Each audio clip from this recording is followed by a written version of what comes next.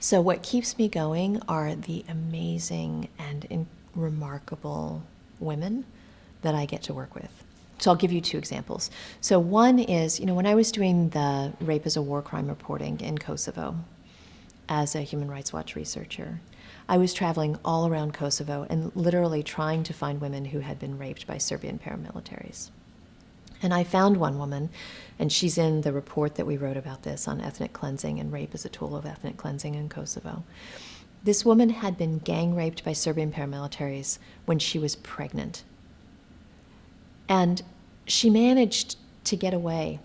And by the time I interviewed her, she had had her baby, and we were both sitting on a concrete floor in an apartment building that had been stripped.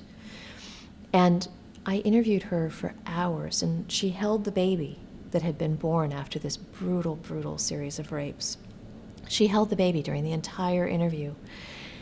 Years later, I found out indirectly that she and other women that we had interviewed when we were at Human Rights Watch had gone to The Hague and had testified against Milosevic, which is pretty amazing.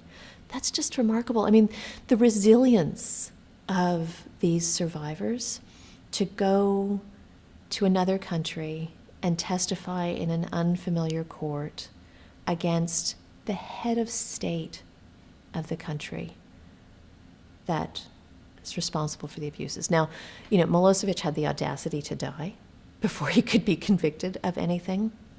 But from my perspective, even the success of having his indictment amended to include rape as a war crime and rape as a crime against humanity, again, command responsibility for those things, was a huge testament to the power of these women's decision to tell the truth, right? These women's decision to actually speak about what had happened to them. So similarly, now when I'm in the United States working with trafficking survivors and one of them goes on the stand and testifies, it's so moving. I mean, some of them come off the stand, it's like they're 2 feet taller because they've told someone in authority, they've told a judge, the judge has listened, and someone in authority has actually acknowledged what has happened to them. One of the most moving experiences I've ever had in court here in the United States was at the end of a case in Virginia, where the judge, having heard testimony from a victim who had been raped for 4 months in a household, held in forced labor, the judge turned to the survivor and her husband at the end, and he didn't quite apologize, right? That wouldn't have been appropriate.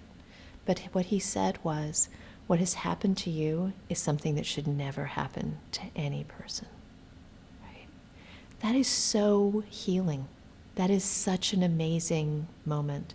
And so I think the reason that I can go on is because of the resilience of these women, and sometimes men, but the resilience of these individuals who have the courage to fight back and to demand accountability.